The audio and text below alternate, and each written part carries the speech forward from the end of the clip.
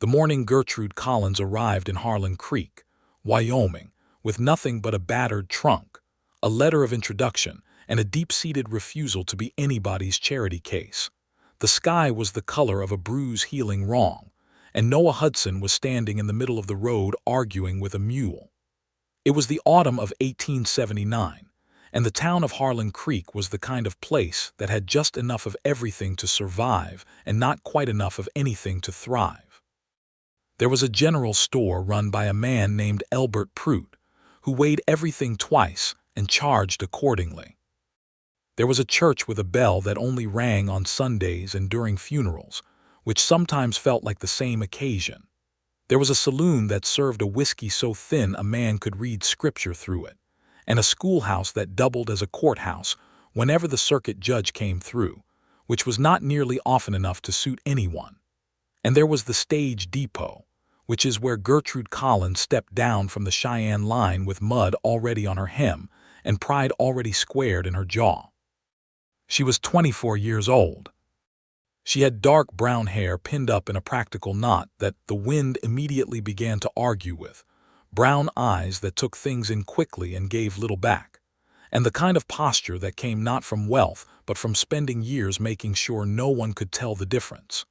She had come to Harlan Creek in answer to an advertisement placed in the Cheyenne Gazette by one Mr. Robert Finch, who had needed a school teacher and had been willing to pay for one. Robert Finch, however, had left Harlan Creek 2 months prior, having married a woman in Denver who did not wish to live in Wyoming. No one had thought to write to Gertrude and tell her this. Or if they had thought to, they had not bothered. She stood at the depot with her trunk at her feet and the letter of introduction in her hand, and looked at the woman behind the depot counter, a stout, sharp-eyed woman named Mee Tilden who ran the post office and the telegraph office and apparently also kept track of every piece of human foolishness that passed through Harlan Creek. "Mr. Finch is gone, I'm afraid," Mee said without particular sympathy but without cruelty either. "Been gone since July." "I see," Gertrude said. She did not say anything else for a moment. She looked down at the letter, then folded it very carefully and placed it into her coat pocket, and Mee Tilden, who had expected tears or a collapse of some kind, found herself quietly impressed. "Is there a boarding house?" Gertrude asked. "Mrs. Haverford takes in ladies," Mee said. $2 a week includes supper but not breakfast. You will need to find work, though. I'll tell you plain, Miss Collins, because I respect a woman who doesn't fall apart before noon. There isn't much call for a schoolteacher right now. But Albert Prout needs someone to keep his accounts, and Doc Alderman needs a nurse's hand 2 days a week if you have any stomach for it." "I have stomach enough," Gertrude said. It was while Mee was writing down the directions to Mrs. Haverford's boarding house that Noah Hudson came through the door with his hat pushed back on his head, and a look of a man who has been recently defeated by something large and stupid.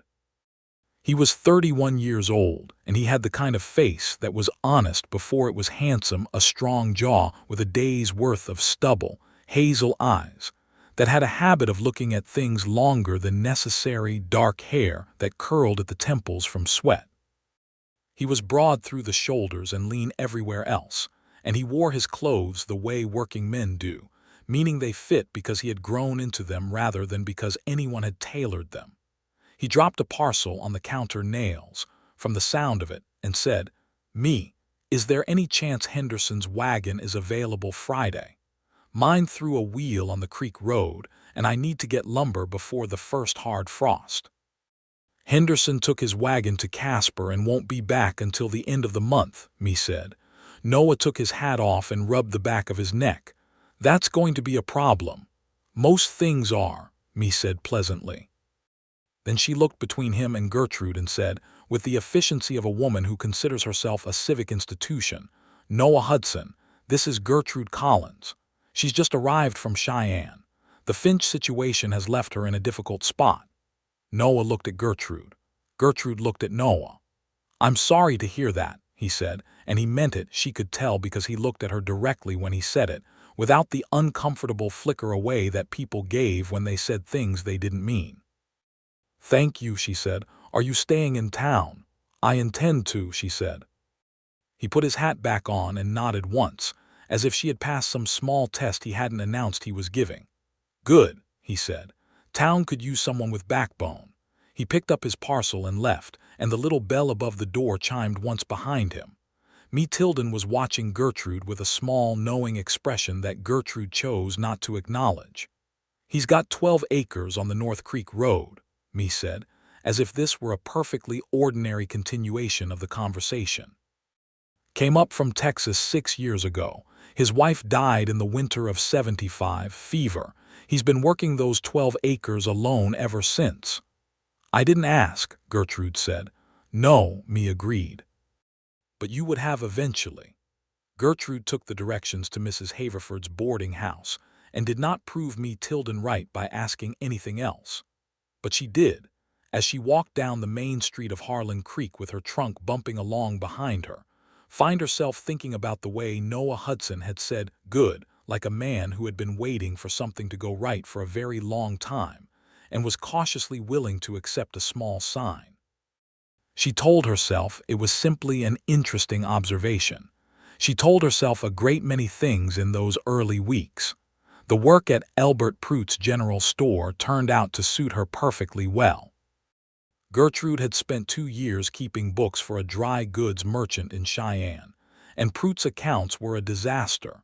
Not because anything criminal was happening, but because Pruitt operated on a system of memory and trust that did not translate especially well to paper. Within a week she had reorganized his ledgers, caught 3 errors in his favor and 2 against him, and informed him with complete pleasantness that he had been losing approximately 40 cents a week to rounding that hadn't been rounded in the right direction. Pruitt, who was 60 and had been running the store for 15 years, looked at her over his spectacles and said, "You're right and I don't like it." "That's fine," she said. "I'm still right."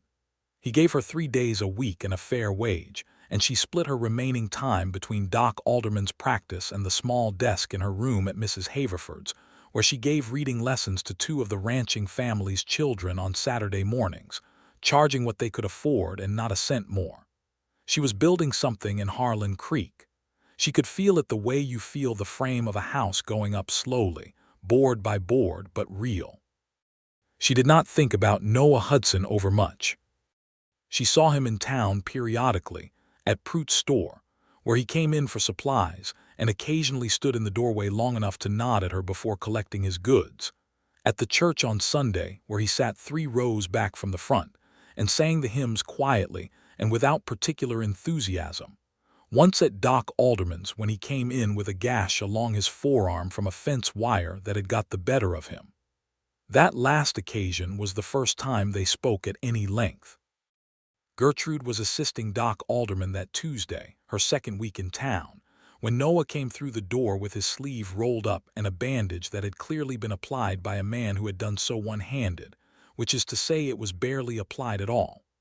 Doc Alderman was in the back room with a woman having a difficult delivery of her 4th child, and he called out through the wall, "Is it life or limb, Hudson?" "Arm," Noah said. Gertrude can sort it if it's not too deep. "I'm occupied." Gertrude had already looked at the wound with the clinical detachment she had developed from 2 months of watching Doc Alderman work. The cut was long but not dangerously deep. It needed proper cleaning and stitching. "Sit down," she said, gesturing to the wooden chair beside the washstand. He sat. He was not the kind of man who made a fuss about being tended to, which she appreciated. Some men acted as though medical care were an insult to their constitution. Noah Hudson held his arm out steadily and looked at the wall while she cleaned the wound with carbolic, and only the slight tightening of his jaw gave away that it stung. "Fence wire?" she asked.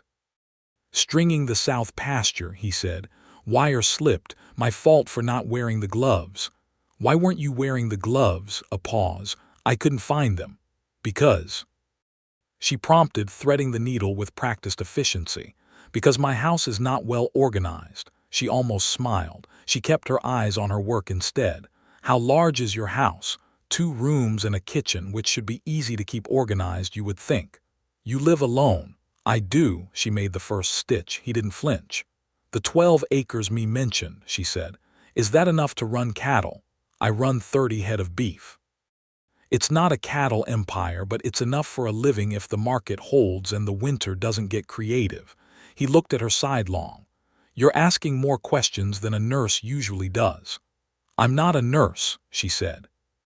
"I'm keeping your books and occasionally helping Doc Alderman because it's either this or sit in my room and read the same 3 books I brought from Cheyenne until I lose my mind."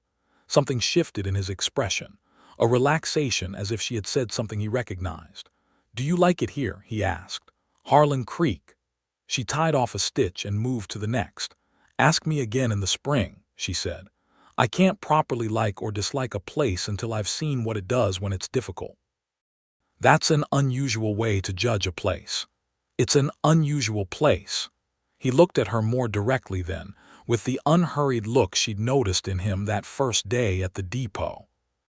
"Where did you come from before Cheyenne?"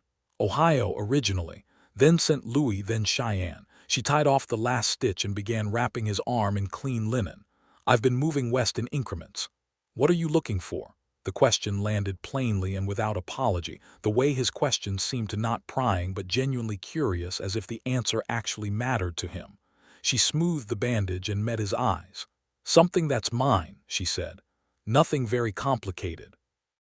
Noah Hudson looked at her for a long moment and then nodded, and she thought that of all the responses he could have given, the polite dismissal, the mild condescension that men sometimes offered women who expressed ambitions of their own, the overenthusiastic encouragement that was really a different kind of condescension, the nod was exactly right. "That's not complicated at all," he said. "It's just not easy." "No," she agreed. "It's not easy." He paid Doc Alderman's fee and thanked her sincerely and left, and she found that she stood for a moment in the empty room after the door closed, doing nothing, which was not something she usually permitted herself. November came in cold and gray, and Harlan Creek pulled in around itself the way frontier towns do in the face of winter. The activity that had been strung out across the surrounding territory contracted toward the main street, and suddenly people were spending more time in the general store and the church hall, and wherever else there was a fire and a reason to linger. Noah Hudson came into the store more often than necessity strictly required. Gertrude noticed this the way she noticed all bookkeeping irregularities, with precision and without announcing it. He came in on Mondays for supplies, which made sense. He came in on Thursdays sometimes to ask Prute about feed prices, which also made sense. He came in on the odd Tuesday or Wednesday with questions that were perfectly legitimate, but that Prute always referred to Gertrude to answer, because they concerned accounts and orders and the practical machinery of commerce, and Prute had by that point accepted that Gertrude was better at such things than he was. Those Tuesday and Wednesday visits were not strictly necessary. Gertrude did not say so.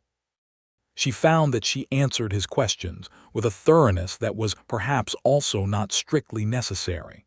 The conversations lasted longer than they needed to.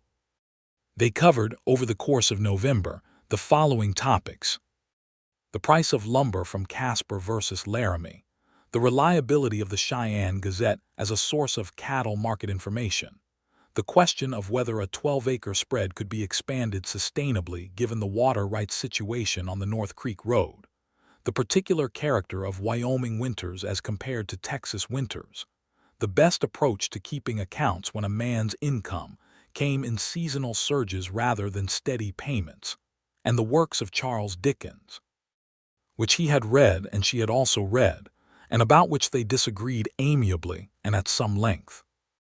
"Bleak House," Noah said one November afternoon, leaning against the counter while Gertrude totaled a column of figures. "The court case goes on so long that by the time it's resolved, everyone's dead or ruined and there's nothing left to resolve. I don't see the point." "The point," Gertrude said without looking up from her figures, "is that the law is a machine that grinds people rather than helps them, and Dickens wanted you to be angry about it." "I am angry about it. I just also wanted a story with a cleaner ending. Life does not typically provide cleaner endings." "No," he agreed, "but a novel can." She looked up at that because it was unexpectedly perceptive. He was watching her with that steady look and the ghost of a smile that he didn't quite release very often, keeping it back like something he was being careful with. "You have a point," she said. "I occasionally do." Prout chose that moment to come in from the back with a crate of canned goods and the expression of a man who has been listening to a conversation he is pretending not to hear. Noah straightened up and bought his tobacco and tipped his hat to Gertrude and left, and Prout set down his crate and said, without being asked, "He's a good man." "I know he's a customer," Gertrude said. "That's not what I said. I heard what you said." "Just noting," Prout said benignly, and went back to his crates. The first real crisis came in early December, and it came not from the weather, which everyone had been watching, but from above, specifically, from the roof of Noah Hudson's house. He came into the store on a Monday with the particular grimness of a man dealing with a problem he had been postponing and could no longer postpone. He bought roofing materials, tar paper, new shingles, the long nails for the ridge line, and when Gertrude tallied it up, she saw from his expression as she read out the total that it was more than he had comfortably available. He paid it without complaint, but she caught the brief calculation that crossed his face and understood it because she had made the same kind of calculation more than once in her life. "The roof," she asked, "started leaking in the cold snap last week," he said. "I've patched it twice this fall. It needs proper work. Can you do it yourself?" "I can do the lower sections. The ridge line is the problem. I need someone to hold the other end while I nail, and I haven't got anyone." She was quiet for a moment, adding up the figures in a ledger that had nothing to do with commerce. "I have Saturday free," she said. He looked at her. "I'm not asking you to climb on my roof, Miss Collins." "I didn't say I'd climb on the roof. I said I had Saturday free. I can hand materials up, hold the ladder steady, keep track of what's been done and what hasn't. I've helped my father with roof work when I was young. It's not glamorous, but I know the process." "Your father was a builder." "My father was a man who could not afford to pay someone else to do things," she said. "So he learned to do them himself, and I helped." Noah looked at her with an expression she was beginning to recognize, the one that meant he was reassessing something, quietly, and finding the reassessment favorable. "All right," he said. "Saturday, I'll feed you lunch. You don't have to do that. You're helping me fix my roof, Miss Collins. The least I can do is feed you." So that was how, on a cold and brilliant December Saturday in 1879, Gertrude Collins found herself standing on the North Creek Road outside Noah Hudson's house for the first time, looking up at the structure that would, though she did not know this yet, eventually become her home. It was a modest house. That was the honest description. 2 rooms, as he had said, with a kitchen built on the back, a kitchen that was essentially an addition that had been added with more enthusiasm than precision. So it sat at a slight angle to the main house that gave the overall structure a slightly surprised expression. The roof was steeply pitched, which was right for Wyoming winters, and it was covered in shingles that had once been uniform, but had been repaired so many times in different places with different materials that it now had a patchwork quality, like a quilt assembled from whatever fabric happened to be at hand. The leak was visible from the ground, a section of the ridge line where 2 sections of shingles had shifted apart, and the underlying wood had swelled and split with repeated freeze-and-thaw cycles. "I see the problem," Gertrude said, shielding her eyes against the winter sun. "Everyone sees the problem," Noah said ruefully. "The problem is hard to miss." "Have you had this house long?" "Built it myself 5 years ago," he said. "I was better at some parts of it than others." She looked at the house, the slight lean of the kitchen addition, the mismatched patchwork of repairs, the window frames that were not quite level. She looked at the way the yard was laid out. The barn, small but solid and clearly better built than the house. The fence lines, straight and well-maintained. The garden plot, bare now in winter but edged with the careful borders of someone who took it seriously. The 12 acres spread out to the north and west, the creek road running along the eastern edge, the hills rising silver and gold with winter grass beyond. It was not impressive land, but it was cared-for land, and there was a difference. "It's a good property," she said, and meant it. He looked at her as if that surprised him. Then he handed her a bundle of shingles and said, "Let's get started before the wind comes up." They worked through the morning. Noah went up the ladder with the easy confidence of a man long accustomed to heights and awkward positions, and Gertrude stood below, handing up shingles and nails and tools when he called for them, holding the ladder when the gusts came through, and keeping track in her head of what sections had been done and what remained. They didn't talk much while they worked. The work required focus, and the wind took sound away. But there was an ease to the silence that Gertrude noticed. It was not the silence of strangers who don't know what to say to each other. It was the silence of people who don't feel they have to fill every moment, and that kind of silence is rarer and more comfortable than conversation usually manages. At noon he came down and they went inside. The inside of the house was exactly what she would have predicted from the outside: functional, clean in the way a man keeps things when he has no one to impress but himself, and carrying the indefinable quality of a place that has been occupied by one person for a long time. There were books stacked on a shelf beside the fireplace, more books than she had expected, including the Dickens she had thought about.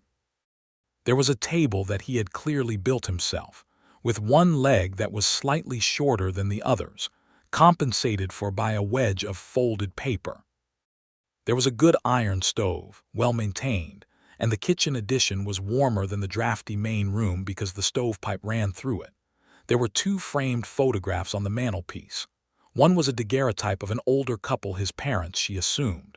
The other was of a young woman, taken at a studio somewhere, posed in the stiff formal way that studio photographs required. She was pretty and serious-looking and clearly no longer in this house. Gertrude did not ask. Noah did not offer. He made coffee and produced bread and cold roasted beef from the larder, and they sat at the uneven table and ate. And the topic of conversation that afternoon was the cattle market and the likelihood of the Northern Pacific Railroad extending its line toward Harlan Creek, which everyone in the territory seemed to have an opinion on. "If the rail line comes, the land values will change," Gertrude said, watching him slice bread with the efficiency of a man who has fed himself for years and has made peace with it. "They'll go up," he agreed. "The question is whether they go up before or after the good grazing land gets bought by the big outfits." "How are the big outfits treating the smaller operators right now?" He set down the bread knife. "Pressure," he said, with the careful flatness of a man describing something he finds genuinely troubling. "The Wyoming Stock Growers Association has been pushing for regulations that favor large operations. Some of the smaller ranchers have been accused of rustling when the accusation is not always accurate." She knew what he was being careful about. She had heard talk in the store, the kind of talk that slipped out when men forgot she was keeping books and thought she was just keeping out of the way. The Stock Growers Association's influence was substantial and not always applied fairly. It was one of those injustices of frontier life that everyone knew existed and almost no one powerful enough to change it had the inclination to do so. "Do you worry about it?" she asked. "I keep my cattle clearly branded and my records clean," he said. "That's about all I can do." "Is it enough?" He met her eyes. "I hope so." After lunch they went back out and finished the ridge line before the light began to fail. When the last nail was in and Noah came down the ladder for the last time, he stood beside it and looked up at the repaired roof with the expression of a man who has addressed a problem that has been weighing on him and feels the relief of it. "That'll hold through the winter now," he said. "It'll hold," Gertrude agreed, rubbing her cold hands together. He looked at her. She had been up since before dawn, had ridden the 3 miles from town in a borrowed wagon, had spent 6 hours outdoors in December handing up materials and holding ladders. Her hair had come partly loose and there was tar paper dust on her coat sleeve and her cheeks were red from the cold. She looked, she knew, entirely inelegant. Noah Hudson looked at her with an expression that she did not immediately know what to do with. because it was not the look a man gives a useful neighbor or even an interesting acquaintance. It was fuller than that. It was the look of a man who is recognizing something important and is not yet sure what to do about the recognition. "Thank you," he said, genuinely. "You're feeding me supper," she said, because practical steps were easier than the look on his face. We agreed. He smiled then, a real one, not the guarded almost smile she usually got from him. It changed his face considerably. "I did agree," he said. "Come in and get warm." He made supper, a good beef stew with the winter root vegetables from his cellar, and they stayed at that uneven table until well past dark, talking. Not about cattle prices or rail lines this time. About Ohio and Texas and the roads that had brought them each here. About his father's ranch south of Austin, where he had grown up the second of 4 children and learned everything practical he knew. About her mother in Cincinnati, who wrote letters every month that managed to be both loving and quietly reproachful about Gertrude's decision to keep moving west. About what you do with grief. He spoke about his wife carefully, calling her Anna, saying only that she had been kind and had not deserved what happened to her, and Gertrude listened and did not press. And when she said, "I'm sorry for your loss, and I mean it not as a pleasantry but as an actual statement," he said, "I know," and seemed to find that sufficient.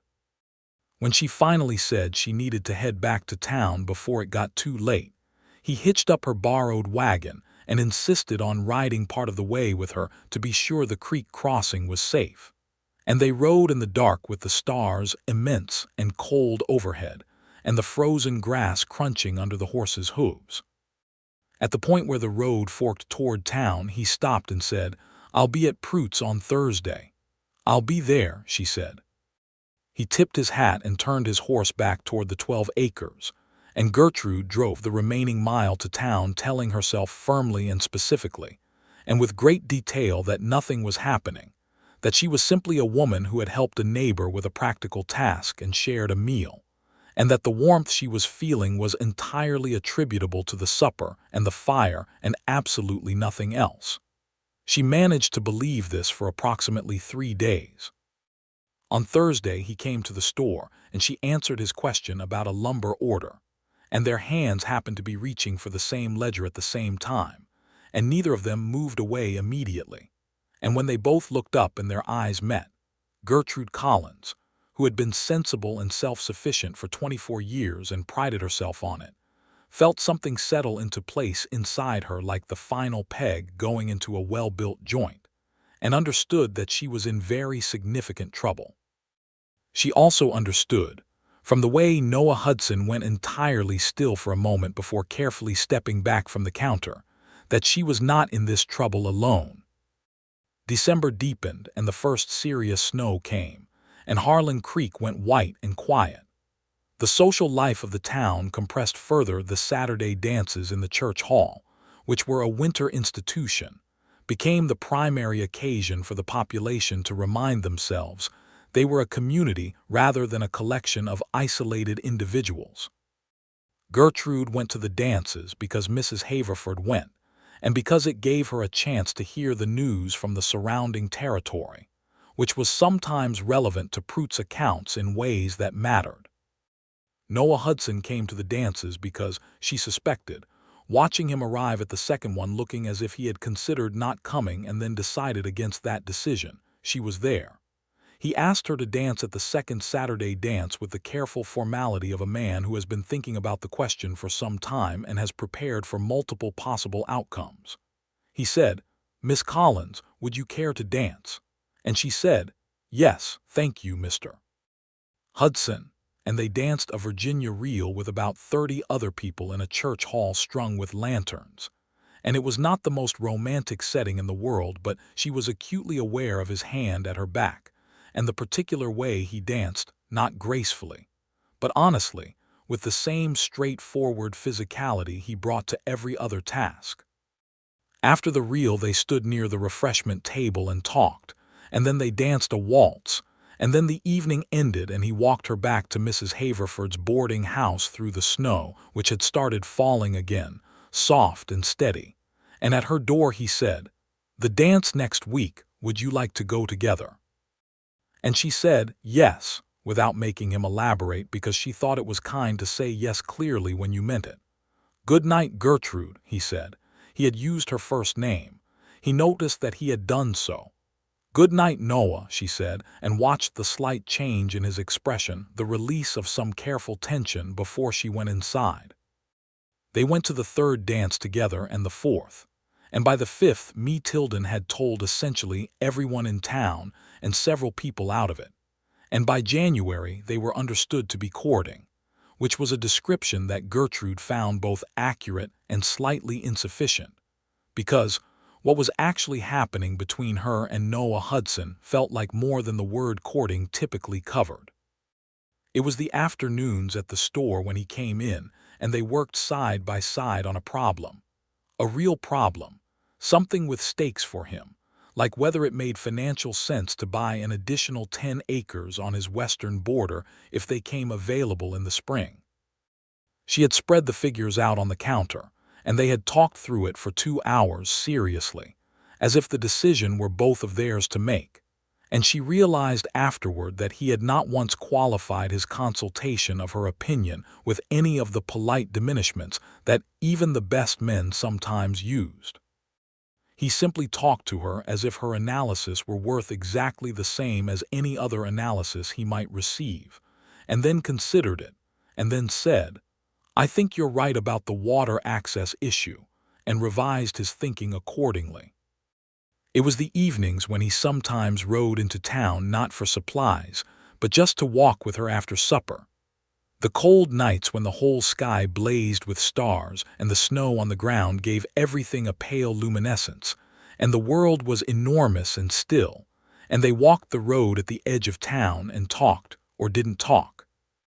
It was the Sunday she went to the 12 acres again, this time in daylight with half a day before dark, and he showed her the whole property not as a man showing off what he owned, but as a man showing her something he cared about, walking the fence lines with her and explaining where the creek ran in spring, and which pasture held water well after rain, and where he planned to extend the barn. And she asked questions with genuine interest because she was genuinely interested. Because 12 acres in Wyoming is not nothing. It is a whole considered life laid out across the land. And it was the evening in late January when they were sitting by his fire after supper.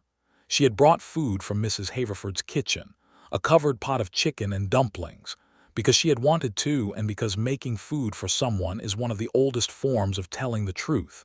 And he was reading aloud from Bleak House because they had decided to try it again and see if it changed with company. And he stopped mid-sentence and put the book down and looked at her. "Gertrude," he said. The fire popped. Outside, the wind moved through the grass, with the low sound it made when it was running along the ground, rather than through trees. "Yes," she said, because his tone required a response and she wanted to give him room to say what he was going to say. "I need to tell you something before too much time passes and I haven't said it." "All right." He turned to face her fully, the firelight catching the angles of his face. "I am not a wealthy man," he said. "I have 12 acres, 30 head of cattle, a truck of debts that are being paid down but slowly, and a house with a roof that until 2 months ago was leaking in 3 places." A pause. "I am not offering you very much by way of material comfort." "I know what you have, Noah," she said quietly. "I keep your ledger." Something moved in his expression, almost a smile, but beneath the almost smile was something more serious. "I know you do," he said, "which is why you know exactly what I'm describing and why I want to be sure, I want to be completely clear with you that I am asking you with full understanding of what I'm asking. You came to Harlan Creek with nothing and you've built something here, and what I'm offering you is Noah." He stopped. "Are you trying to talk yourself out of something?" she asked. A beat. "Then I'm trying to make sure you understand exactly what you'd be accepting." "I understand exactly what I'd be accepting," she said.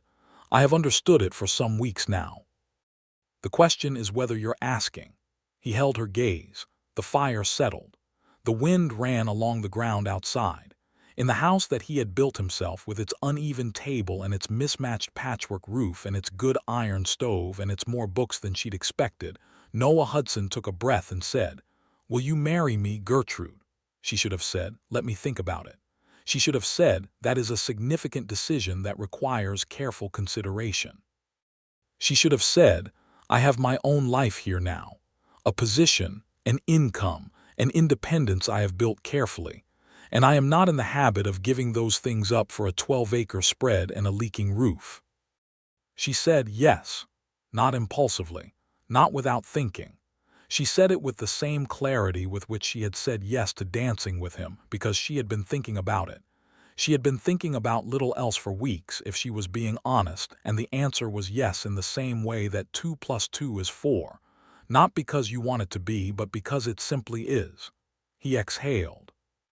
Then he reached across the space between them and took her hand. He had not touched her that way before, and his hand was large and calloused and warm, and held it for a moment in both of his, looking at it as if he were doing an inventory of something precious. "I'll make it worth your while," he said. "I know you will," she said, "but that's not why I said yes." "Why did you say yes?" She considered this seriously, because he deserved a serious answer. "Because you talk to me like I'm a person," she said. "Because when I'm wrong about something, you tell me, and when you're wrong about something, you admit it. Because you built those fence lines straight even though no one would know if they weren't. Because you have more books than most people in this territory have opinions." She paused.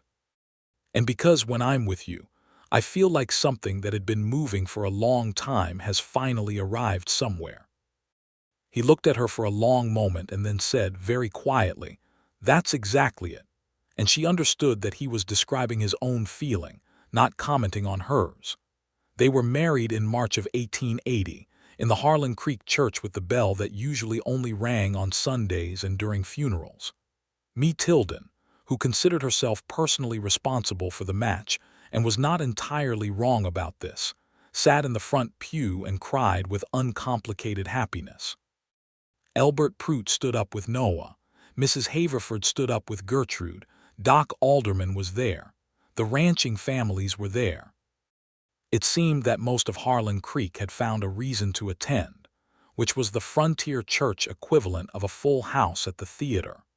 Gertrude wore a dress of deep blue wool that she had made herself over the course of 2 weeks in February, working by lamplight in her room at Mrs. Haverford's, with a determination that had nothing to do with vanity and everything to do with the fact that she had a great deal of energy, and it needed somewhere to go.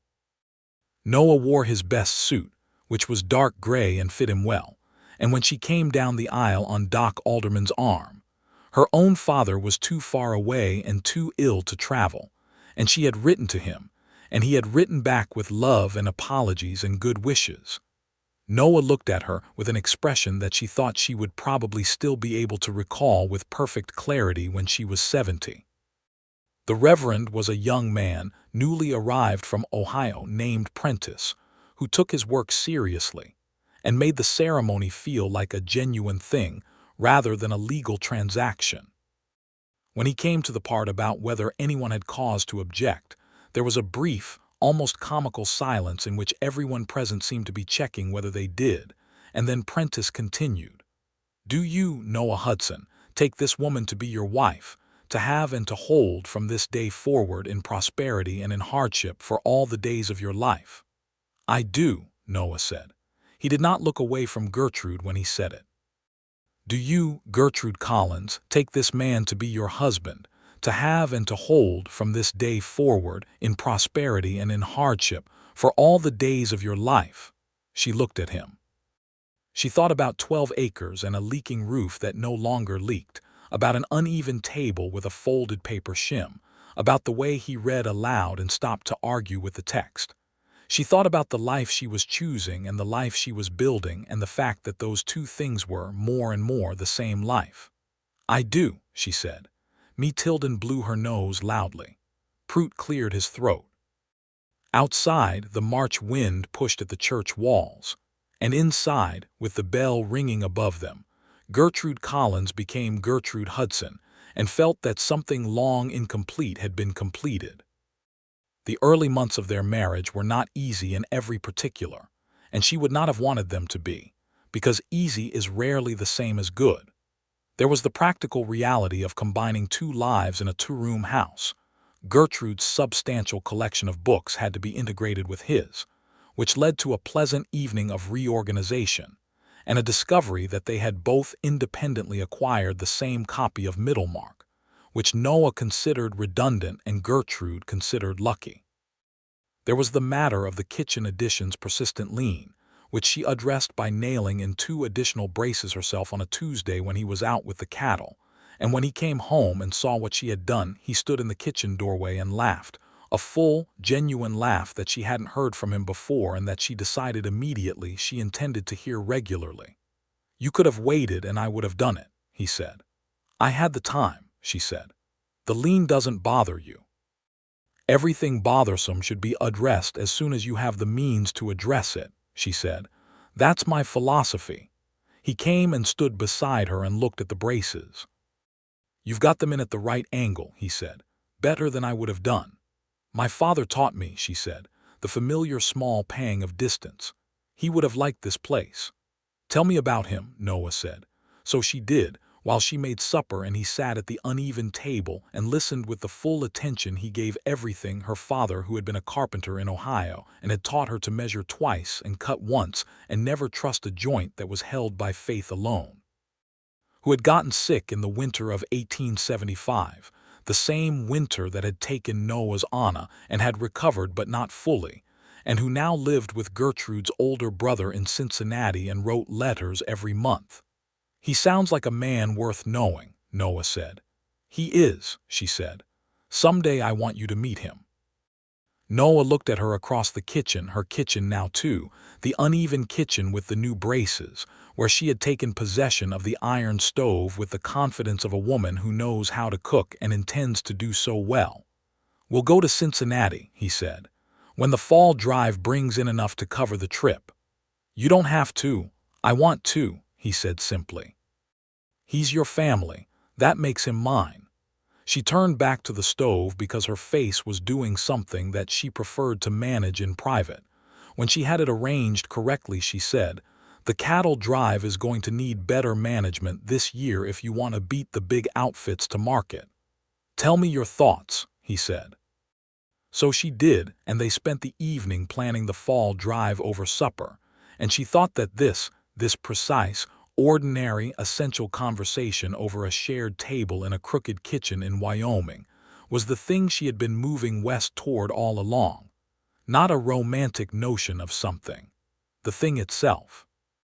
Spring came in green and dramatic, the way Wyoming spring does, sudden, after a long wait, and then everything at once. The creek road flooded in April and dried out in May, and by June the pasture was brilliant with new grass, and Noah's 30 head of cattle were fat and rangy, and the 12 acres looked the best Gertrude had yet seen them. She had not given up her work at Pruett's store. This had been a point of some small negotiation early in the marriage. Noah had not said he expected her to, but there was an unspoken question in the air, the old assumption that a wife's work ended when her husband's began, and she had addressed it directly one morning over coffee by saying, "I intend to keep my position at Pruett's 3 days a week. The income is useful and I like the work. I'll manage the household around it." He had said, "Of course," without a pause that suggested he was accepting an inconvenience. "Some men would have an opinion about it," she had said. "Some men are fools," he had said, and that had been the end of it. The additional 10 acres on the western border came available in May, as Noah had anticipated, and they decided together to buy them. A decision that required Gertrude's careful bookkeeping and a small amount of negotiation with the bank in Casper, and a clear-eyed look at 3 years of projected income, all of which she produced with the precision that had made Pruett's accounts what they were. The purchase went through in June, and now they had 22 acres and 40 head of cattle and a future that felt as if it had room to grow. It was in June also that Gertrude realized she was expecting their first child. She told Noah on a warm evening when they were sitting on the bench he had built against the south wall of the house, watching the light go off the hills to the west. She said, "I need to tell you something." He looked at her. "All right. We are going to need a third room," she said. He was quiet for a moment, processing. Then, "Gertrude." "Yes." "Are you—" He stopped, tried again. "Are you saying—" "I am saying that approximately 7 months from now, this house is going to have one more person in it than it currently has, and one more person cannot sleep in the kitchen." He sat with this for a long moment, and she watched his face go through several things in rapid succession: surprise, and then a kind of radiant disorientation, and then something that settled into deep, quiet joy, the way a river settles after rapids. He put his arm around her and she leaned into his shoulder, and they sat there for a while in the summer evening, neither of them speaking, because there was nothing that needed saying and they both knew it.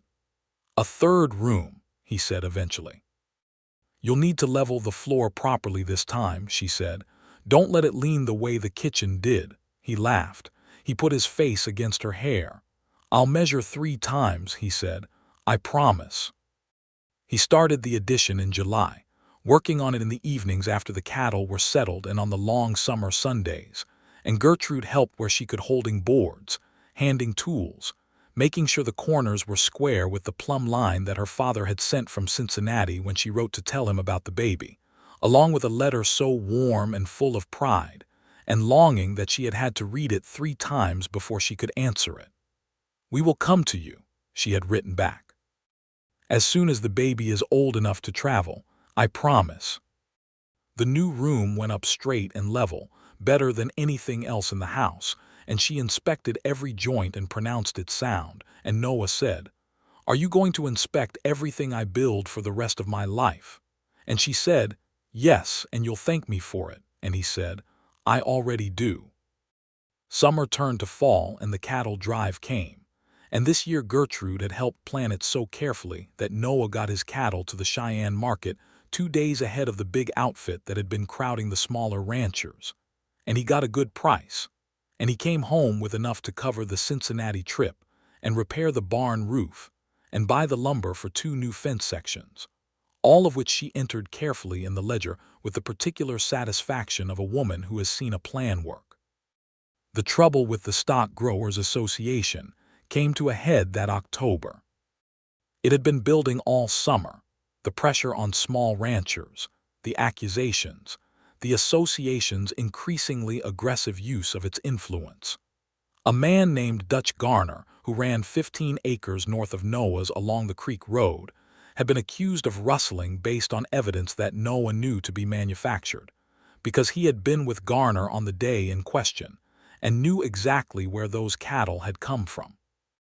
The accusation had been filed before the circuit judge, who was due through in November, and there was real fear in the smaller ranching community about what the association's lawyers could do in that courtroom. Noah had gone to the circuit judge's hearing and testified clearly and directly about what he had seen, with dates and details, and the account book Gertrude had helped him keep, which showed exactly when his and Garner's cattle had been mixed and sorted out. Nothing unusual, nothing hidden, just the ordinary commerce of neighboring ranches whose fence lines occasionally needed discussion. The association's lawyer had tried to rattle him on cross-examination, using the kind of implication-heavy questioning that was designed to make an honest man look evasive. But Noah answered each question with the flat directness of a man who has nothing to rearrange. When it was over, Dutch Garner was acquitted, and he shook Noah's hand afterward in the street with the grip of a man who knows exactly what that testimony had meant and what it had cost to give it. "They'll remember you did that," Garner said. "Let them," Noah said. "What I told the judge was the truth." Gertrude had been in the courtroom for all of it. She had closed the store for the morning and come and sat in the back row and said nothing.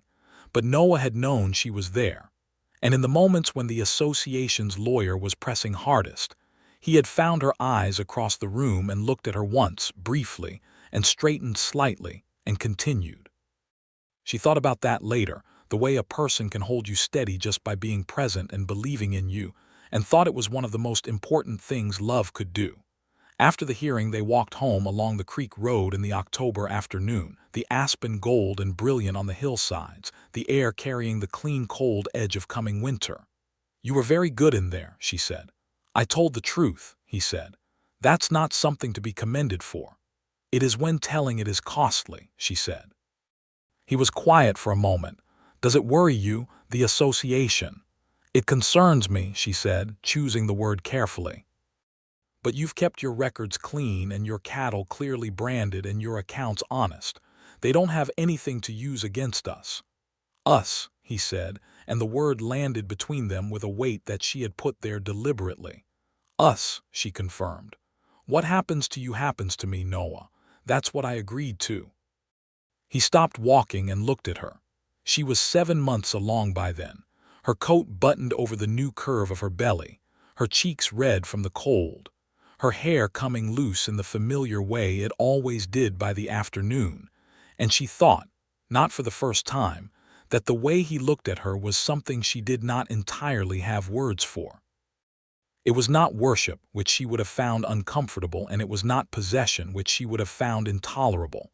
It was something simpler and deeper, the look of a man who finds the person in front of him astonishing in their specificity, who is grateful not for an idea but for a particular woman with a particular mind who has chosen deliberately to be here.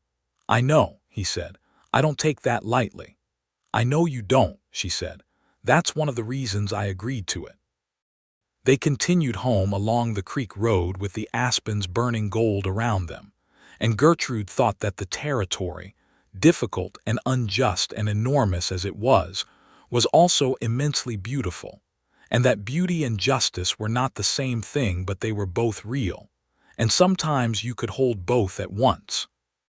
Their son was born on the 23rd of November, 1880, in the bedroom of the house on the North Creek Road, with Doc Alderman in attendance, and me Tilden in the kitchen keeping the water hot and the fire built up, because me Tilden considered herself indispensable in a crisis, and was rarely wrong about it.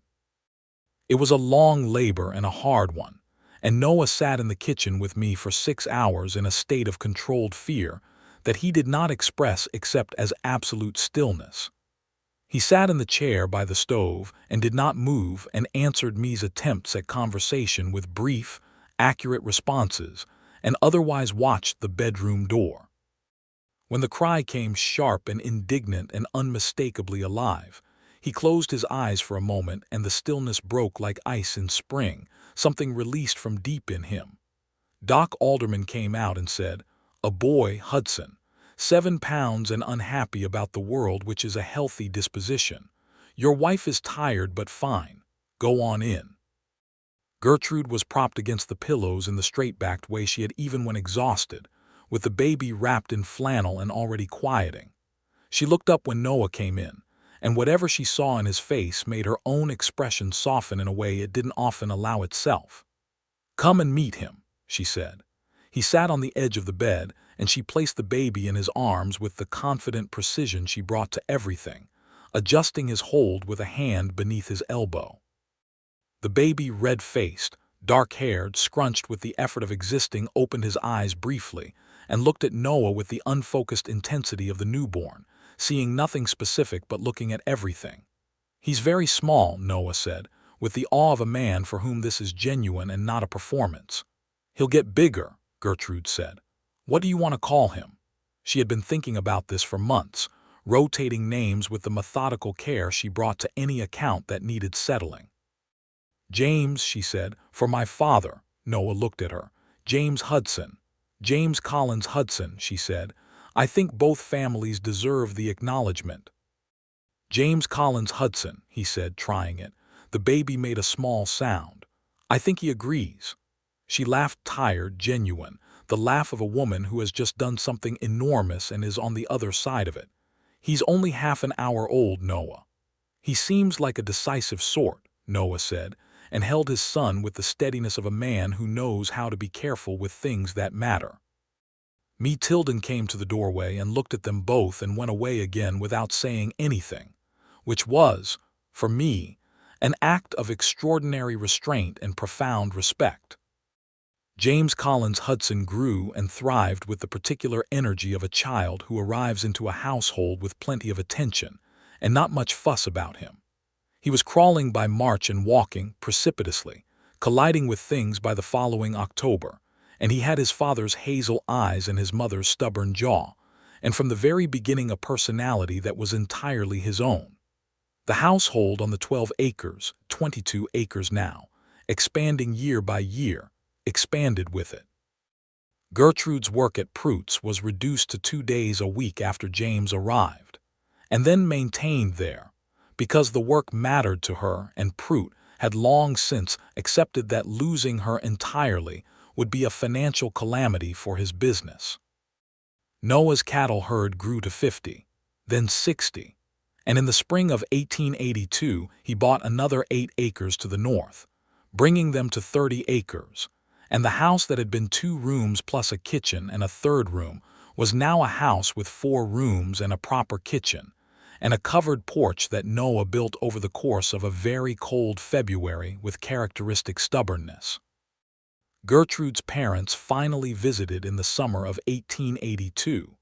Her father's health had improved enough for the journey, and her mother had reached a point where the letters were no longer sufficient to satisfy her curiosity about the life her daughter had made. They came on the train from Cincinnati to Cheyenne and then on the stage to Harlan Creek, and Gertrude met them at the depot with James on her hip and Noah at her side, and her mother got off the stage and looked at her daughter and said, "You look happy," with a kind of stunned relief that suggested she had not been entirely certain of this. "I am happy," Gertrude said. Her father shook Noah's hand and then looked at the way Noah was standing, the particular way a man stands when his wife is beside him, at once relaxed and present and seemed to be satisfied by something. He sat on the porch of the house that evening and said to Noah, while Gertrude and her mother were inside with James, "She needs someone who doesn't try to make her smaller." "I know," Noah said.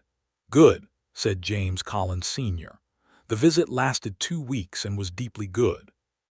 Her father looked at the property with the eye of a craftsman, commending what was well made and offering quiet suggestions about what could be improved, and Noah listened to all of it with the genuine attention he gave to useful information.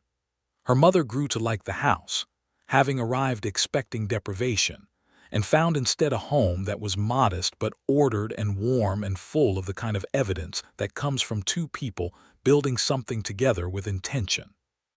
When they left, Gertrude stood at the depot and held her mother for a long time. "You could visit again," she said. "We will," her mother said, and meant it. She watched the stage leave and felt the particular bittersweet ache of love at a distance, and then felt Noah's hand at her back, steady and warm, and turned and walked back toward the house with him through the late summer afternoon. In the autumn of 1882, there was a problem with the creek. The creek that ran along the east edge of their property, their water source, as it was for most of the North Road properties, was drying up at an alarming rate, and the source of the problem was upstream, where a man named Caslow had built an irrigation dam to feed the large kitchen garden his new wife had demanded. The dam was not permanent and not enormous, but it was diverting enough of the summer flow that properties downstream were suffering. This was, as Gertrude pointed out to Noah over breakfast on the morning she noticed the creek level, a legal matter as much as a practical one. "Wyoming water law is prior appropriation," she said. "First in time, first in right. We have been using this creek longer than Caslow has owned his property. His dam is diminishing our prior right." Noah looked at her over his coffee. "When did you become versed in water law?" "When the water started disappearing," she said. "I read the territorial statute at the courthouse last week." He put down his coffee. "You went to the courthouse." "I borrowed the relevant volume from the judge's clerk and brought it home and read it thoroughly," she said. "Then I returned it. The clerk was very cooperative." "Gertrude, I know," she said. "I could have told you first, but I wanted to have the information before I did so we could talk about a solution rather than just a problem." He looked at her for a moment with that expression she had come to know well, the one where he was deciding how to frame an appreciation that he didn't want to make condescending. "You're extraordinary," he said. "I'm practical," she said. "Now, the solution. Caslow is not a bad man and he's not trying to harm us. He built the dam for his wife's garden and probably didn't think through the downstream effects. I think if you go to him with the territorial statute and a reasonable request, he'll modify the dam without requiring a legal dispute. And if he doesn't, then we go to the circuit judge and we have the statute and we win." Noah talked to Caslow on a Thursday. Caslow, who had not been aware of the downstream effects, was genuinely embarrassed and modified the dam within 2 weeks, adding a bypass channel that kept the creek flowing adequately to all properties below. He came to the Hudson place afterward and shook Noah's hand and said, "Your wife found the law on this, I hear." "She did," Noah said. Caslow looked toward the house where Gertrude was visible through the kitchen window, moving with her characteristic efficiency. "Smart woman," he said. "The smartest I know," Noah said, without any qualification at all. The matter of the neighboring property to the south came up in 1883, and this one was less tractable. A man named Vickers had been using a section of land between his property and Noah's to graze his cattle, and he maintained that the section was his by a land claim he'd filed years earlier. Noah maintained the claim had lapsed under the homestead rules because Vickers had never properly improved the land. It was the kind of dispute that could fester for years on the frontier, and sometimes ended badly. Gertrude spent 2 weeks researching the homestead filing requirements and the relevant federal land office records, writing to Cheyenne for documentation, and when she had assembled her case, she laid it out on the kitchen table with the precision of a woman who has done bookkeeping for 5 years and knows exactly how to make evidence clear.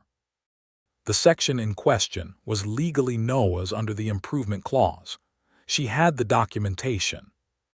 They filed formally with the Federal Land Office in November of 1883, and Vickers, who had a lawyer look at Gertrude's filing and report back that the case was solid, withdrew his claim in December. "You've become the most formidable person on the North Creek Road," Noah told her on the evening the letter from the land office arrived confirming the resolution.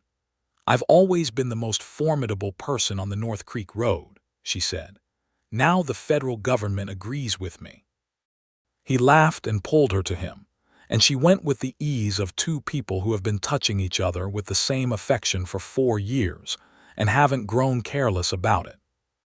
She settled against his shoulder, and they were quiet in the kitchen with the lamp burning and James asleep in the third room and the winter coming in outside, and she thought, "This is what mine means. Not just the land or the house or the recorded legal claim. This, the warmth and the quiet and the man with his arm around her, and the life they had built board by board, acre by acre, year by year. In the spring of 1884 she was expecting again. She told him the same way she had told him the first time, circuitously, with practicality as the entry point, and said, "I've been doing the accounts, and I think we need to consider adding to the house again." He looked at her, then at the calendar on the wall, then back at her. "Gertrude Collins Hudson," he said. "Yes. Are you telling me?" "I am telling you," she said, "that we are going to need a 5th room." He picked her up. He was not a demonstratively physical man in general, but occasionally in private he expressed feelings through action rather than words, and this was one of those occasions. He simply picked her up carefully but decisively, and she laughed with the surprised delight of a woman who has been predictably surprised, and he held her for a moment before setting her down and said, very quietly against her hair, "Another one." "Another one," she confirmed. "James is going to be beside himself. James is going to be furious for approximately 3 weeks and then devoted for the rest of his life," she said. "I've observed this pattern." This time the labor came easier, and on a September evening in 1884 their daughter arrived in the world smaller than James had been, and quieter, but with the same dark eyes and a look of considering the situation carefully before committing to a response that Gertrude recognized as a family trait. "Eleanor," Gertrude said, holding her for the first time with the particular tenderness of a second time, which knows things the first time didn't. "Eleanor Hudson," Noah said. He was sitting beside her on the edge of the bed, James on his knee looking at his new sister with the expression of a 3-year-old who has decided this is acceptable but reserves judgment. "She's small," James said. "You were small too," Noah told him. "I'm not small now," James said with considerable satisfaction. "No," Noah agreed. "You're enormous. You'll probably be the largest person in Wyoming by spring." James considered this and found it satisfactory. Eleanor grew up alongside her brother in the house on the North Creek Road, and the two of them were as different as a spring morning and a winter afternoon, and as inseparable as the creek and the land it ran through. James had his father's directness and his mother's stubbornness, and a talent for fixing mechanical things that appeared to come from nowhere and delighted Noah to no end. Eleanor had her mother's precision and her father's patience, and a gift for drawing that she pursued with intense seriousness from the time she was old enough to hold a pencil. The years moved. The house grew, a 5th room, and then a proper barn addition, and then a summer kitchen that Gertrude designed herself with drawings that Doc Alderman's new assistant declared were better drafted than some of the architectural plans he'd seen in the East. The 30 acres became 35 and then 40, and Noah's cattle herd was a recognized and respected operation by the middle of the decade. Gertrude's position at Pruitt's evolved over the years. When Pruitt retired in 1886 and sold the store to a younger man named Caulfield, Caulfield took one look at Gertrude's work and doubled her salary, which was both an acknowledgement of her skill and a practical necessity on his part. Tilden got older and more formidable, which everyone had assumed was not possible but turned out to be entirely achievable. She continued to manage the post and telegraph office, and continued to function as the connective tissue of community life in Harlan Creek, and she attended every significant event in the Hudson family's life with proprietary satisfaction. At James's 7th birthday party, she declared that she had been responsible for the entire family's existence, which was an exaggeration, but not by as much as anyone could comfortably prove. Dutch Garner, whose acquittal Noah had helped secure years before, became one of their closest neighbors and friends. His wife Marta and Gertrude developed the kind of friendship that women on the frontier made from necessity and kept from genuine affection. They traded preserves and advice, and the kind of honest conversation that was rarer and more valuable than gold in a territory where loneliness was a real and present danger. The Stock Growers Association's power waned somewhat through the latter 1880s, as the political situation in Wyoming became more complex and smaller operators organized more effectively. The violence that came with the Johnson County troubles a few years later was something they heard about and felt the edges of the fear, the injustice, the sense that powerful men could still do tremendous damage to people with less power. But the Hudson place on the North Creek Road had its legal matters in order and its neighbors aligned, and they came through it with the grim satisfaction of people who have done what can be done and accepted what cannot be changed. Noah's mother came from Texas in 1887, an elderly woman now, sharp-minded and sharp-tongued, who looked at Gertrude upon their first meeting with the assessing eye of a woman who takes her son's choices seriously and said, after approximately 10 minutes, "You'll do," which Noah privately told Gertrude was the highest praise his mother had ever given anyone. "High standards," Gertrude said. "Exactly right," he said.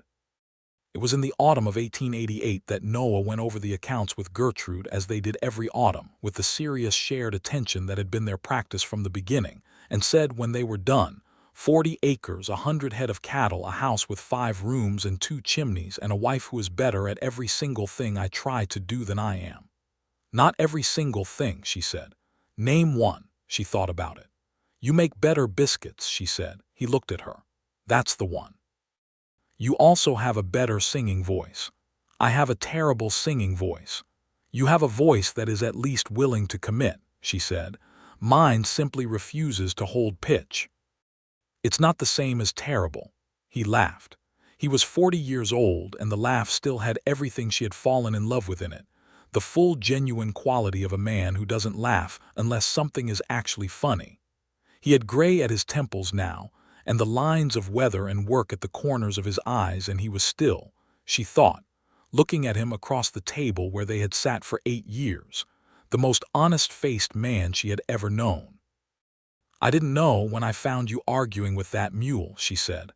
"I was not arguing with the mule," he said, with the dignity he always brought to this point when she raised it. "I was negotiating." "You were losing a negotiation with a mule," she said, "which is arguably a worse position. And yet you married me." "Despite that, not because of it," she said pleasantly. He reached across the table and took her hand. Hand, same warmth, same deliberateness that he had brought to that first touch on the evening he proposed. She turned her hand and held his. "Gertrude," he said. "Yes. Do you ever regret saying yes?" She had thought about this question before, had turned it over in the private spaces of her mind, the way you turn a stone to see what's under it. She thought of the proposal she had received from a man in Cheyenne before she had come to Harlan Creek, a prosperous merchant with a large house and a reliable income, and the kind of establishment that should have made her say yes and hadn't, because he had talked at her rather than to her, because he had smiled at her opinions in the particular way that means I am tolerating this rather than I am interested in this, because she had looked at his life and seen a very comfortable cage. And she thought of that afternoon in the church in March of 1880 with the bell ringing and Noah looking at her. "No," she said, "not for a single morning. Even the roof," he said. "You spent half a day in December handing up shingles to a man you'd known for 2 months. Especially the roof," she said. "I learned more about you from that roof than from all our conversations. You work clean, you pay attention. You do the part that's difficult without complaining about it, and the part that's easy with the same care as the part that's hard." She paused. "And when I said the ridge line needed to go left 6 inches, you listened. You were right about the 6 inches. I usually am," she said. "You always are," he said, and squeezed her hand once and released it, and they went back to the accounts, which were excellent. James Collins Hudson was 12 years old and tall for it, with his mother's dark hair and his father's rangy build, and he had been helping with the cattle for 2 years already, and approaching it with the same competence he brought to everything mechanical. A fluid, instinctive understanding of how things worked that made Noah proud in the straightforward way fathers are proud of children who turn out to be themselves, but better. James had also, that fall, decided he wanted to learn to read more formally, and Gertrude was teaching him 3 evenings a week with the rigor she brought to anything she considered important. And he was progressing with the focused intensity of a boy who has decided he is interested and has nothing else to add to that statement. Alina was 4 and had decided that her primary purpose was to document the world through drawings, and the walls of the house held, by November of 1888, approximately 40 of these drawings in frames that Noah had made for them because Gertrude had said when he first suggested it, "She's 4, Noah, you don't have to frame them," and he had said, "She drew them, didn't she?" And Gertrude had said, "Yes," and he had said, "Then they get frames," and that had been the end of it. The winter of 1888 came in hard. Not catastrophic, not the winter of '76 that old-timers still spoke of with a haunted look, but hard enough that the whole North Creek Road pulled together in the way frontier communities do when the weather requires it. Noah rode out twice to help Garner dig out a section of fence that had collapsed under drifted snow. Gertrude brought food when Marta Garner came down with a chest cold that lasted 3 weeks and left her too weak to cook for her own family. Doc Alderman made his rounds through weather that would have kept a prudent man indoors, because his rounds required him to be imprudent, and Gertrude sent him out each time with a wrapped parcel from her kitchen and the kind of firm instruction about taking care of himself that he accepted with the grace of a man who knows good advice when he hears it. They were all right. They came through the winter as they had come through every difficult thing, together, with care, with the stubborn practical love that was the primary resource of people building lives in hard country. Spring 1889 came, and with it Wyoming statehood. The territory was admitted to the Union in July, and Harlan Creek celebrated with a dance that lasted until midnight and a speech by the mayor that was generally agreed to be too long but tolerated because everyone was in a good mood. Noah and Gertrude stood on the church steps in the July night with James beside them and Alina asleep against Noah's shoulder, listening to the music from the dance inside, and the new state of Wyoming stretched away from them in all directions under a sky absolutely dense with stars. "Do you remember the first night you came to the farm?" Noah said. "The December roof day," she said. "You drove back to town in the dark and I rode with you to the creek crossing. And you said I'll be at Pruitt's on Thursday.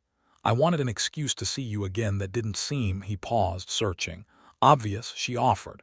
"I was going to say presumptuous," he said, "since I didn't know yet whether the feeling was mutual." "The feeling," she said, "was extremely mutual. It had been mutual for at least 3 weeks at that point. You didn't show it." "I showed it precisely as much as was appropriate," she said, "which was not very much, and which you should have appreciated because it gave you time to work up to the question. It took me 3 more months." "It took you exactly the right amount of time," she said. "You had to be sure. So did I." She looked at the night sky, the enormous Wyoming sky that she had been looking at for almost 10 years now, and that still had the capacity to stop her completely, the way large, beautiful things do when you love the place they're part of. "I'm glad we both took the time to be sure." He shifted Alina against his shoulder and put his free arm around Gertrude, and she leaned in, and James stood beside them looking at the stars with the independent attention of a 12-year-old who has not yet decided how he feels about public displays of family affection, but has not actually moved away, which is its own kind of statement. "Wyoming," James said. "Wyoming," Noah agreed. "Are we going to have a party for it?" Elbert Pruitt bought a barrel of something for the occasion. "Mr. Pruitt," Gertrude corrected. "Mr. Pruitt bought a barrel of something," James amended. "We will have a small celebration with lemonade," Gertrude said, "because you are 12 and I don't care what Mr. Pruitt put in that barrel." James considered protesting and decided against it. Gertrude Hudson had a tone that discouraged renegotiation. Inside, the dance was playing a waltz, and through the open doors of the church hall the sound came out warm and bright into the night.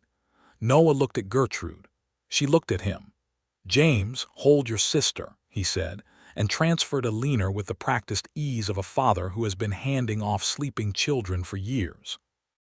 James took Alina with the careful stiffness of a 12-year-old boy managing something he considers beneath his dignity and is determined to do well. And Noah took Gertrude's hand and led her down the steps to the clear ground below. And they danced in the darkness to the music coming through the doors, just the two of them on the stamped flat earth of the church yard with the stars overhead and the music around them. And she thought, as she had thought many times in many different moments, that this was it. That this was the thing she had been moving west toward. Not fame or fortune or anything that could be recorded in a ledger. The specific, irreplaceable, entirely ordinary miracle of being known and loved by this particular man in this particular place under this particular sky. She put her head against his shoulder. He held her close. The music played on.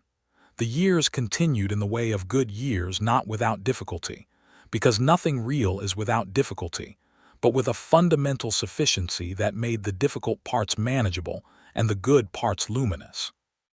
The 40 acres became 45 in 1890 when a neighbor sold and moved to Cheyenne, and they bought the portion that bordered their western fence. By 1892, the cattle operation was large enough that Noah hired 2 Hands brothers from a ranch further north, who had left their employer following a pay dispute, and came to the Hudson place with their hats in their hands and a straightforward account of what had happened, which Noah listened to carefully, and then hired them on a fair wage because straightforward accounts of difficult situations were, in his experience, worth respecting. James worked the ranch the way born ranchers do, as if it were an extension of himself rather than an obligation. He turned 16 in 1892 and was taller than his father and thinner, with his mother's methodical mind applied to cattle in ways that surprised people who expected a rancher's son to be more instinct and less calculation. He had learned to read with the proficiency Gertrude had developed in him, and he was corresponding with her guidance with the Wyoming Stock Growers Association's new reform faction about fair grazing rights. The political landscape had shifted enough by the early 90s that smaller operators had real representation, and James Hudson at 16 was already paying attention to how power worked, and where it didn't, and what could be done about the latter. Eleanor at 8 had moved from drawings to watercolors, and Doc Alderman's new assistant, who had come from Baltimore and had opinions about art that he shared with anyone who paused long enough to hear them, had told Gertrude that Eleanor had genuine talent and should be properly trained, which information Gertrude had taken seriously and was already writing letters about. Me Tilden retired from the post office in 1893, aged 67, and Harlan Creek gave her a party that she declared insufficient but enjoyed thoroughly. She came to supper at the Hudson house a week after the party and sat at the kitchen table with the evening light coming through the window and said, "I want it on the record that I was right." "About what?" Gertrude asked, setting cups on the table. "About everything," Me said, "but specifically about you too." "You've been right about this for 13 years, Me," Noah said from the doorway. "Yes," she said, "I have, and I want acknowledgement." "You have our complete and sincere acknowledgement," Gertrude said, pouring the coffee. Me accepted this with the satisfaction of a woman who has maintained a correct position for a very long time and sees no reason to be modest about it. That evening, after Me had gone home and the children were in their rooms and the house was quiet, Gertrude stood at the kitchen window and looked out at the North Creek Road under the moon, at the white fence lines and the dark pasture and the creek glinting silver below the hill. 45 acres, a house with 5 proper rooms and a summer kitchen and a covered porch. 2 children who were both fully themselves and entirely remarkable. A life that had been built from the ground up by 2 people who had agreed, one December day on a leaking roof, that building something together was worth more than the convenience of building alone. She heard Noah come up behind her and he stopped close and not quite touching, the way he did when he wasn't sure whether she wanted the touch or the quiet. "Me's right, you know," he said. "She usually is," Gertrude said. "I mean she's right that I got the better end of this." She turned from the window. He was in the kitchen doorway with the lamplight behind him, 44 years old and entirely recognizable still, as the man who had been standing in the road arguing with a mule the day she arrived in Harlan Creek. The face that was honest before it was handsome, the steady hazel eyes. "You didn't get the better end," she said. "We got the same end. That's the point." He came to her and she went to him, and he held her the way he had always held her, not as a possession but as a person who had chosen to be held, which is a different thing entirely and the best kind. "I proposed to you with 12 acres and a leaking roof," he said against her hair. "You did," she said. "You should have refused." "I know," she said. "I didn't. Any regrets?" This question also he had asked before in different forms, at different times, not from insecurity, but from the kind of honest, ongoing attention that wanted to be sure the answer was still true. She thought about it, as she always did, seriously. She thought about Ohio and St. Louis and Cheyenne and the road west and the stage depot in Harlan Creek and the man in the road and all the mornings after. "None," she said. "Not for a single moment." He held her. The lamp burned. The creek moved in the dark outside. The 45 acres lay quiet under the Wyoming night, everything in its proper place, the fence lined straight, the cattle settled, the roof solid and unyielding above them, built to last, built to hold. James fell asleep in the next room over a book about land reform he was too stubborn to put down. Eleanor's drawings lined the walls in their handmade frames. And in the kitchen of the house on the North Creek Road, with the light warm around them and the whole good life they had made together present in every corner of every room, Noah and Gertrude Hudson held each other in the quiet. And the quiet was full, and there was nothing missing, and nothing left unresolved. And the story that had begun with a man arguing with a mule, and a woman who refused to fall apart before noon had arrived, at last, completely home.